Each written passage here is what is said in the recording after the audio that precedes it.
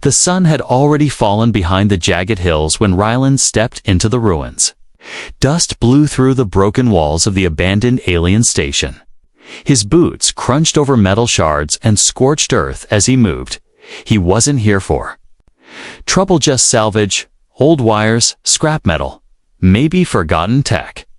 But as the silence deepened, he heard something, a faint sound, not wind, not metal, a voice, weak and trembling. Please. Help, Rylan froze. He turned slowly, hand on his blaster, eyes scanning the shadows. Then he saw her. Half hidden behind a collapsed wall, a figure kneeling in the dirt, arms bound in glowing cuffs. She was alien, slender limbs, soft lavender skin, long white hair tangled with leaves.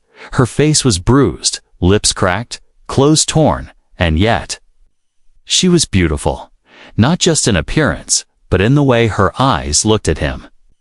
As if she expected nothing, not even mercy. Rylan took a step forward. Who are you? He asked carefully. She lowered her head, the cuffs on her wrists clinking gently.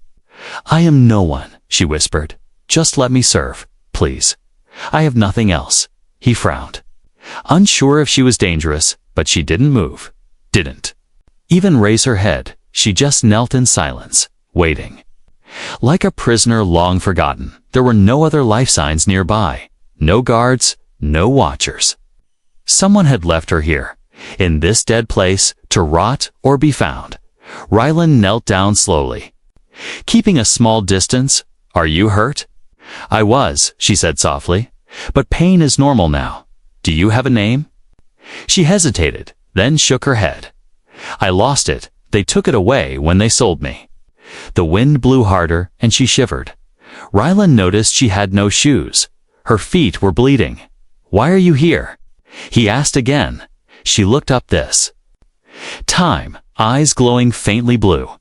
They called me useless, she said, so they left me here. Maybe a scavenger would want me. Or not. Rylan clenched his jaw. He hated this galaxy sometimes. Aliens, humans, Sid, didn't matter. There was cruelty everywhere. He looked around again, then made his choice. Can you walk? She blinked, unsure. If you order me to, I will. I'm not giving orders. He replied, just asking. She struggled to her feet, swaying a little. He stepped closer and supported her with one arm. She flinched at his touch. Then relaxed slowly. You don't have to be afraid, he said quietly. No one ever says that to me. She replied, tears rising in her eyes. Then she looked down and whispered, thank you for not walking away. They moved through the ruins, her steps light but slow. Rylan helped her into his speeder hidden outside the ruins. She didn't ask where they were going, just sat quietly, hands folded in her lap. She was too used to silence, too used to being ignored. He glanced at her as the engines hummed to life. What do I call you? She looked at him again, then said softly, whatever you want. He shook his head. You need a real name. She smiled faintly for the first time, and for that moment, even in rags and chains, she didn't look like a slave. She looked like someone who wanted to belong. As the speeder rose into the sky, Rylan knew this was no ordinary rescue. He didn't know why she mattered, Tay, but he was sure of one thing: he couldn't leave her behind. Not when someone had treated her like less than nothing. She had fallen to her knees, begging to serve. But maybe, just maybe, she deserved something more. The ship's old metal ramp creaked as Rylan helped the girl step inside. She hesitated at the entrance, eyes wide as she looked at the dark interior. It wasn't grand. It's just a worn freighter with rusted walls and blinking lights. But to her, it was a palace. She stood there, unsure if she was allowed to walk in. Rylan gave her a small nod. You're safe here, he said. Come in. She stepped lightly, as if afraid the floor might break beneath her. Every corner, every sound made her flinch. Rylan guided her to the small medical bed near the back. She sat carefully, hands in her lap. Still cuffed, still silent. Let me get those off you, he said, pulling out his toolkit. He knelt beside her and began to work on the alien cuffs.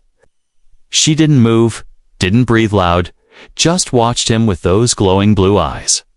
He could see the marks under the cuffs, skin bruised and torn from struggling.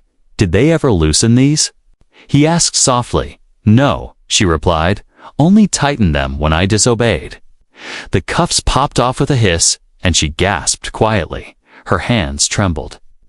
Free for the first time in who knows how long, she didn't raise them in celebration. Instead, she gently placed them on her lap, still unsure if she deserved to move freely. Ryland stepped back and gave her space. Do you want food? He asked. She nodded once, but added quickly, only if you eat first. He tilted his head, confused. Why? That's the rule, she said. I don't eat before the master. I'm not your master, he said firmly. She lowered her gaze. You gave me freedom, so you own me now. He shook his head and sighed. That's not how this works. Ryland brought her a warm meal, anyway, simple stew and bread.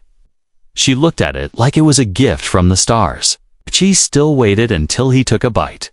Only then did she eat, slowly, politely, like she didn't want to waste a single crumb. What's your name? He asked again between bites. I had one once, she said softly, but I don't remember it. Then we'll find you a new one when you're ready, he replied. Why would you do that? Because you're not a tool, he said. You're a person. That night, she slept curled up on the corner of the ship's floor.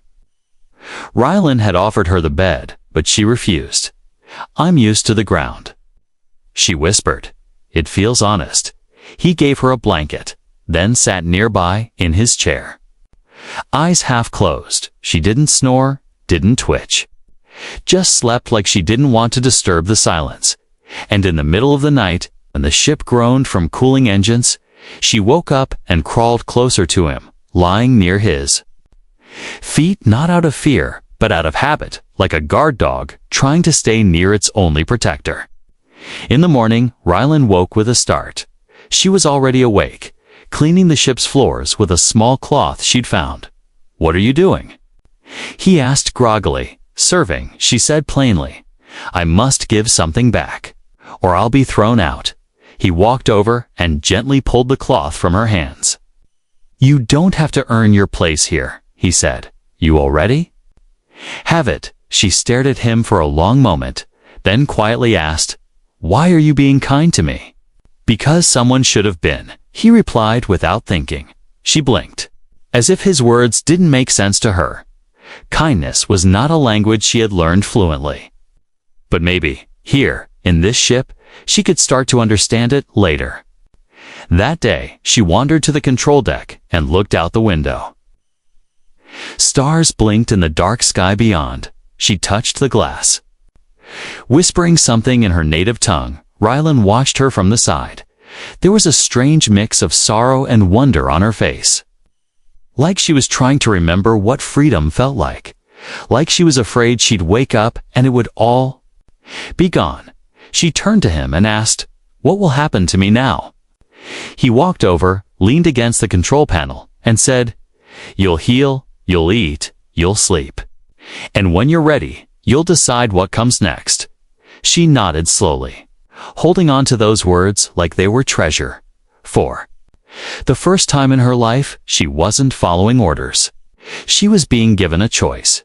And in that quiet ship, drifting between stars, that choice felt like the beginning of something new. The morning light didn't exist in space, but the hum of the ship's systems always gave a sense of time. Ryland sat at the table, fixing a damaged scanner with careful hands. Across from him, the alien girl sat silently, sipping warm broth. She held the cup with both hands, like it might disappear if she let go. He glanced up, watching her quietly. She still avoided eye contact, still lowered her head when spoken to. But today, there was something different in her eyes. Curiosity, not fear, not shame, just the tiniest spark of life. You sleep okay? He asked softly. She nodded, I dreamed I wasn't cold. That's a good dream. I didn't know my body could feel warm again, she said, almost surprised. He smiled faintly. You're safe here. No one's going to hurt you. Again, she looked down into her cup, silent for a long while, then asked, Why do you care? Ryland set down the tool, leaned back in his chair. Because I've seen too many people treated like trash, he said, and you're not trash. Her hands trembled slightly, but she didn't drop the cup. She took a deep breath, then said, Do you want to know what they did to me? He didn't speak, just gave her a slow nod. She placed the cup on the table and began to speak. Her voice was steady, but her eyes stayed far away. I was born on Velen Thray, a noble planet. She began, My parents were wealthy, proud, and powerful, but I was born different. She rolled up her sleeve and showed faint silver scars. My nerves are too sensitive. Even soft touch feels sharp. Cut and train like the others. Couldn't fight or lift weights or fly ships. My family called me a blemish, she said, the words sharp and cold. They kept me hidden. Said I brought shame to the bloodline. When I turned 13, they sold me to a merchant in the outer ring. Ryland felt something harden in his chest. Why? Would they do that to their own daughter? She shrugged. On Velen, reputation is more important than children. The merchant used me to serve food at his tables. She continued, if I spilled a drop, he'd punish me. Later, he sold me to a collector who liked broken things. Her voice broke slightly, but she swallowed hard. I became something to display, to control, to hurt when bored. Ryland reached across the table slowly and placed his hand near hers. He didn't touch hers. Let his warmth be felt. You don't have to keep going if it hurts too much, he said. She shook her head. I want to tell it. I want someone to know. She wiped her eyes with her sleeve and continued, eventually. I was sold to a group that trained slaves to fight. They wanted me to learn combat for entertainment. But I failed every test, every trial. So they gave me one final punishment: abandonment. They dropped me in that ruin with a tracker and a note. She pulled out a small metal tag from her pocket. It read, useless. Feed her to the scavengers. I waited there for 2 weeks, surviving off mold and rain, she said, until you came. Ryland felt his fists clench as he read the tag. He'd seen cruelty in the galaxy, but this felt deeper. She hadn't just been used, she'd been erased. I'm sorry, he said quietly. No, she said, don't be. You pulled me out of that grave. Her voice trembled now, but she didn't stop. I still wake up and wonder if I'm dreaming. I'm scared that kindness like yours is fake. Or a trap. It's not, Ryland said firmly. You have my word. You saved me, she whispered. But I don't know how to live without serving. Ryland leaned in, eyes calm and steady. Then we'll figure it out together, he said. You don't need to serve anyone too. Be worthy of life. You deserve joy, choice, freedom. She looked at him, really looked, for the first time without fear. Tears slid down her cheeks, but she didn't wipe them away. They were not tears of pain, but of release. For once, her story had been heard, and for the first time since. She was a child. She believed someone might actually care. Not for what she could offer, not for how she could kneel, but simply because she was still alive, still trying, still breathing. And finally seen, days passed like soft echoes inside the ship. Each morning, the girl woke up before Ryland and sat quietly. Sometimes she cleaned. Sometimes she just stared at the stars through the glass. But now, she didn't sit on the floor. She sat in a proper seat, a blanket over her shoulders. A little straighter each day. Ryland watched her from afar, never pushing, only guiding gently.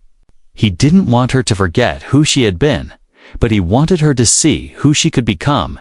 You ever fly a ship before? He asked one day, tapping the control console. She blinked, startled. No. Want to learn? She hesitated, unsure if it was a real offer. But when he smiled and moved aside, she took a small step forward. Her hands hovered over the controls like they were made of fire. Just touch them, he said. You can't break anything. She placed her hands slowly, gently, like petting a wounded animal. The controls hummed back, warm and responsive. And for the first time, her fingers didn't tremble. I'm not allowed to do this, she said, more to herself than him. You are now, he replied. This ship listens to whoever I trust. Her lips curled into a soft smile, not forced, not polite, genuine. That smile stayed with Ryland the whole day. Later, she joined him in the mess hall, instead of waiting for him to eat first. She picked up a spoon on her own, he noticed, but said nothing. She even refilled his cup halfway through, without being asked. Not out of duty, out of comfort, out of care. It wasn't service, it was partnership that night. As they sat together watching a meteor shower outside the viewport, she asked softly, Is this what peace feels like? Ryland looked over and nodded. I think so, she sighed, wrapping her arms around her knees. It's strange, not being told what to do. It's freedom, he said. Sometimes it feels strange at first, but it's better. She nodded slowly, then whispered, I like it. They sat in silence, the soft streaks of light dancing across her face. She looked like something out of a dream, fragile, glowing, alive. Can I ask for something? Shay said suddenly. Of course. Can I help fix the wiring on deck 3? He raised an eyebrow, surprised. You sure? I want to do something real, she said. Something useful. All right? He smiled. Let's fix it together. For the next hour, she followed him through the narrow hallway. He handed her tools, explained wires and relays in simple words. She listened closely, her hands becoming steadier with each movement. At one point, her hand brushed his, and she didn't flinch. She only looked at him and nodded. That small trust meant more than words could say. By the end of the repair, she had connected half the circuit herself. Ryland checked it, tested it, and watched the lights come on. You did that, he said. Her eyes lit up like stars. I did, she whispered. That night, she slept in the bed for the first time. Not because he asked her to, but because she chose to. She even set a small flower-shaped charm beside her pillows, something she'd carved out of scrap plastic. When Ryland saw it, he didn't ask where she got the idea. He just knew she was building something, not just tools or ship parts. She was building a place to belong. The next morning, she woke early and made him a simple breakfast. It was poorly cooked, a little burned, but it was hers. She served it with a smile. Nervously watching his reaction, he took a bite, then gave her a thumbs up. Best breakfast I've had in a week, he said. She laughed, soft and shy, but real. That laugh echoed through the ship like music. Later that day, she practiced flying the ship again. This time, she moved the controls with confidence. She looked at him and said, Do you think I could fly on my own one day? I know you can, he replied. But would you still sit beside me? She asked. He smiled. Always. In that moment, she wasn't a servant, a slave, or a broken girl. She was a co-pilot, a partner, a girl finally learning her own value. Through obedience, but through choice, and beside her, Ryland knew this journey had just begun. Not one of rescue but of healing. Together, side by side. The ship drifted peacefully through a quiet stretch of stars. Inside, laughter echoed as Alira tried to beat Ryland at a simple pilot simulation. Her fingers danced over the controls with growing skill. 53 seconds, he said, smiling. That's my best time yet. She grinned. I almost crashed only once. Ryland chuckled.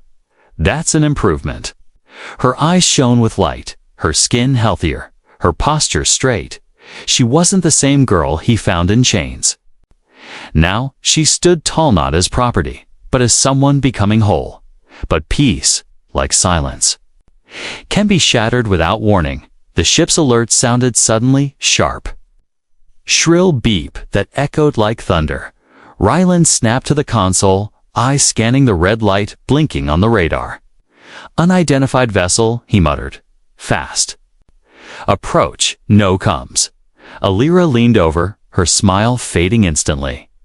She knew that sound, that silence, that tension. Predators often didn't knock, within minutes. A sleek black cruiser dropped out of lightspeed in front of them. Its hull shimmered like oil in water, sleek and deadly. No markings, no signals, just a presence that made the air feel heavy. Who are they? Alira asked, already stepping back. Ryland didn't answer, but the look on his face said enough.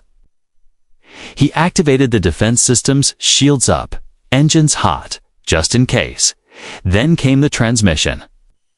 Not a voice, but a file old, encrypted, stamped.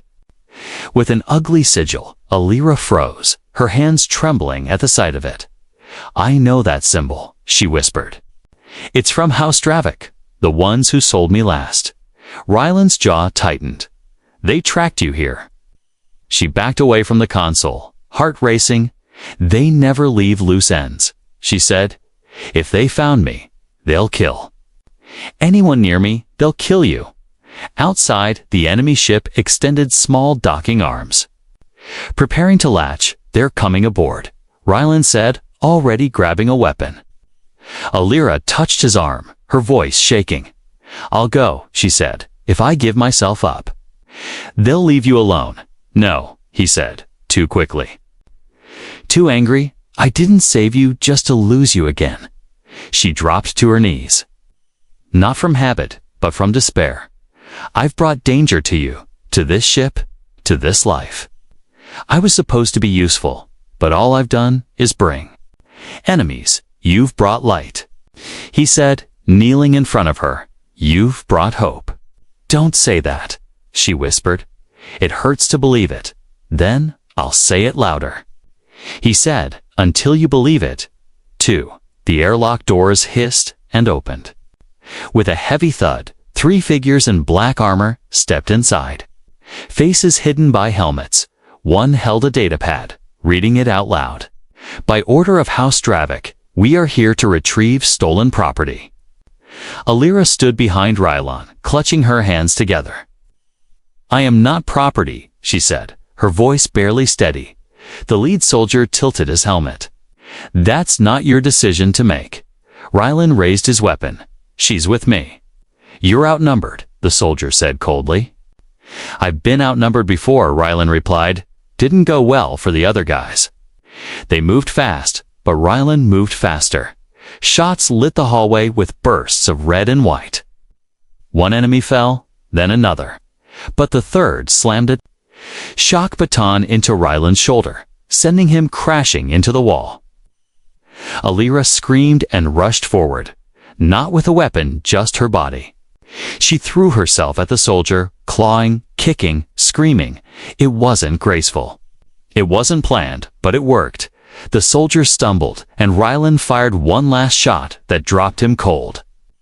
Silence returned, broken only by the hiss of the sealed doors behind them. Ryland groaned, holding his shoulder. Remind me not to fight with you around. Alira knelt beside him, tears in her eyes. I thought I'd lost you, she whispered. He smiled weakly. You're not the only one who can protect someone. They spent the night repairing the damage and disposing of the bodies. Alira couldn't sleep. She just sat near Ryland's bunk, watching him breathe. He was hurt, bruised, but alive. She brushed his hair back gently, her fingers soft and shaking. I'll never run again, she whispered, even if I'm afraid. I'll stand with you always, outside the window. Stars moved silently across the black sky. But inside the ship, a bond had deepened. No longer rescuer and rescued, but warriors, defenders, equals. 2 souls refusing to let the past win, no matter who came knocking next. Rylan lay on the medbed, his shoulder wrapped in clean bandages. The lights above flickered softly as the ship drifted through safe space again. Beside him, Alira sat with her hands in her lap. Her eyes focused only on him. She had barely left his side since the fight.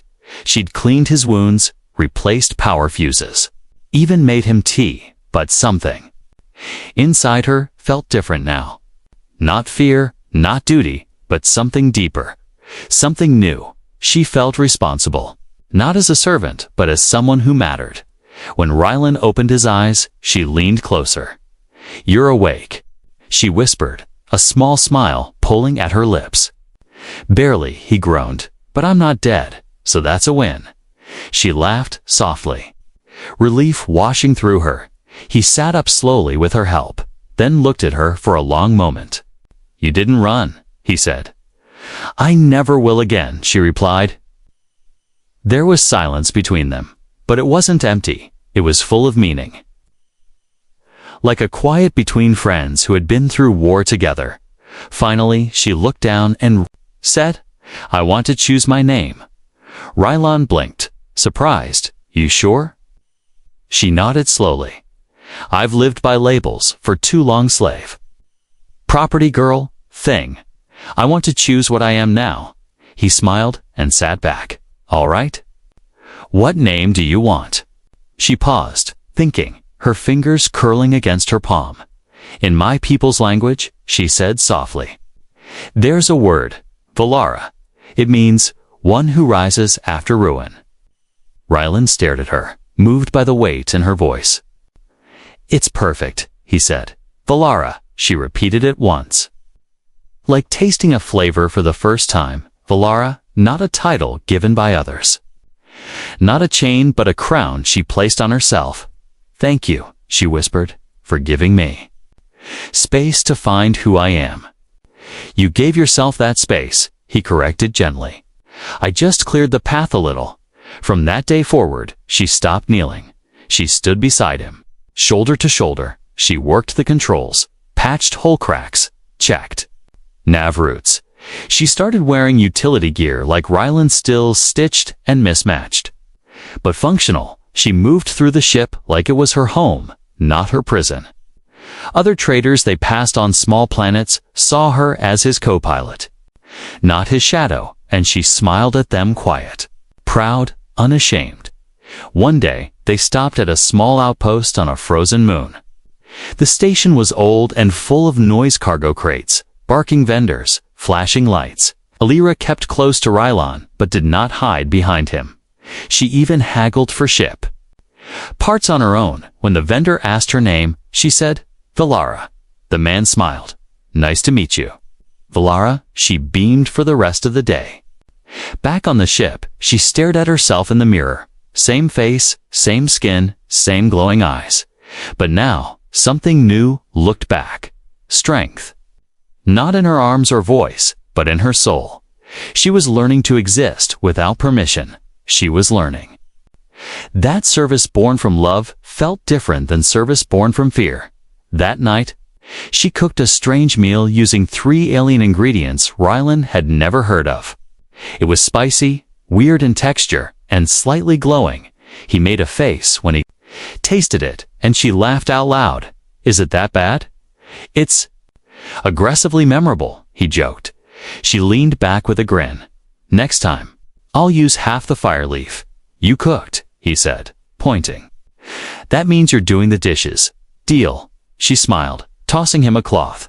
Later, they sat at the top hatch of the ship, legs dangling as the stars turned slowly. She leaned her head on his shoulder, and he didn't move away. "You know," he said, "I've never flown with someone like you. I've never flown with anyone at all." She replied, "Then maybe we're both learning," he said softly. She looked up, the stars reflected in her eyes. "I don't just want to fly beside you," she said. "I want to build something with you, something real." He turned his head slightly, meeting her gaze. "I think we already are." She nodded, then whispered again, "Valara." The stars above them didn't speak, but their silence felt like applause. The girl who once whispered from the dirt now soared among stars, not as a slave, not as a servant, but as herself, a survivor, a name chosen, a life reclaimed. The ship floated near the edge of an unmarked nebula. Light from distant stars painted soft colors on its hull. Inside, the silence was peaceful, not heavy, not tense. Valara stood in front of the mirror again, adjusting the small badge Rylan had made her. It wasn't fancy, just a piece of carved metal with her chosen name engraved. But to her, it was more valuable than gold. She ran her fingers over it, breathing slowly this time. There were no chains on her wrists, only confidence in her steps. In the next room, Rylan tightened the final bolts on the new power core. The ship had taken damage during the last battle, but they fixed it together. When Valara walked in, he looked up and smiled. "There she is," he said. "Captain Valara, co-pilot of the legendary scrapyard ship." She laughed, rolling her eyes. "Legendary in your head, maybe," he shrugged. "Every legend starts somewhere." They sat down together, quietly sipping a warm drink. Valara looked at him for a long moment. "You know," she said, "before I met you, I thought my life had already ended." Rylan didn't interrupt. He waited, listening. "I thought kindness was a lie," she said. "That no one would ever see me as more than a thing. But you looked at me like I was still human." He set his cup down slowly. "You are always more than what they said," he replied. "I just reminded you." She nodded, her voice softer now. "I want to stay with you. Not because I have nowhere else to go, but because this ship, this life, feels like home." Rylan met her gaze, steady and calm. "You don't need permission," he said. "Your place is right here, next to me, for a moment." She just breathed, not as a girl desperate to serve, not as someone waiting for commands, but as a woman choosing her own path. Valara smiled, not the small, careful smile she used to wear, but a full, bright one that reached her eyes. "Then I choose to stay," she said. "Not as your servant, but as your equal." He raised his mug in a quiet toast, to freedom, to second chances. She added, clinking her mug to his. Later that night, they landed on a small trade moon. Rylan needed parts, and Valara wanted to see the stars from a different ground. As they walked through the market together, others stared, some curious, some judgmental, a human and an alien woman walking side by side. But Valara didn't flinch, didn't hide. She held her head high, her badge visible, her posture proud. One vendor called out, "Hey girl, you his pet or his pilot?" Rylan turned, but before he could speak, Valara stepped forward. "I'm his partner," she said sharply, "and I fly better than most of you combined." The vendor laughed nervously and backed away. Rylan raised an eyebrow. "You've got fire now." "I had it before," she smirked. "I just buried it deep, that night, under a purple sky filled with distant lightning." They sat on a metal bench overlooking the glowing plains. Valara leaned her head on Rylan's shoulder and whispered, "I used to believe I was born to serve, but now I think I was born to grow, to feel, to love." Rylan looked down at her, gently brushing a lock of hair from her cheek. "You were born to live," he said, "and you've only just started."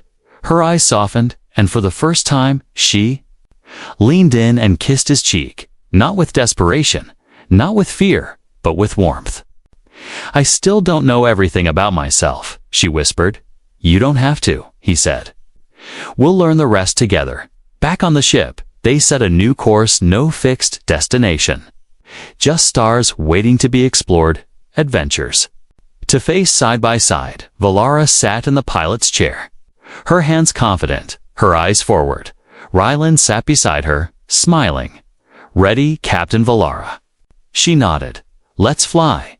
The engines roared to life, the stars stretched ahead. And in that endless sky, a former slave soared, not chained, not commanded, but free. Free to love, free to lead, free to live. Not because someone let her, but because she chose it, at last.